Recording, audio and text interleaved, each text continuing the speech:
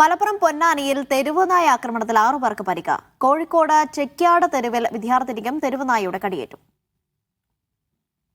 രാവിലെ മദ്രസയിൽ നിന്ന് വീട്ടിലേക്ക് വരുന്നതിനിടെയാണ് കോഴിക്കോട് ചെക്യാട് തെരുവിൽ വെച്ച് വിദ്യാർത്ഥിനിക്ക് കടിയേറ്റത്.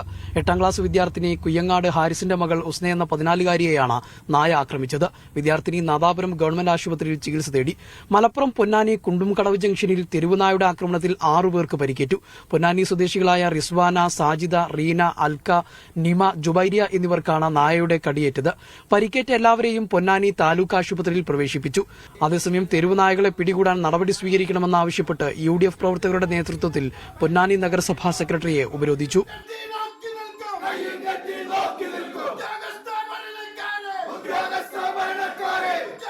മീഡിയ 1 മലപ്പുറം.